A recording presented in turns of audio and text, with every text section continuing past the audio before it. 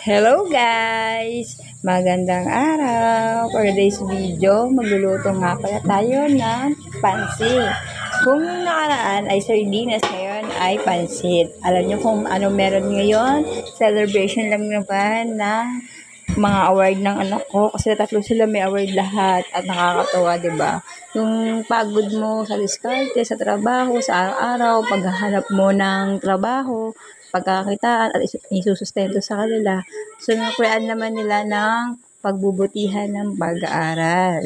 At ayan na nga, at mix natin yung gulay muna kasi maya-maya yung manok. Hindi naman karamihan yung sahog niyan, pero sana masarap kasi first time ko lang magluto ng pansit eh. 'Di ba? 'Di ba? Bilang isang magulang, 'di ba? Pag alam mo na ganun yung mga anak mo, susuklian nila ng pagbubutihan sa pag-aaral, 'di ba nakakatuwa? Kaya nakakapagluto ka ng hindi mo kayang lutuin. Ayan, separate natin yung gulay. At lagyan natin yung chicken broth at saka lagyan natin ng chicken nor cubes at konting toyo at paminta. At ayan na nga, lagay natin yung pansit.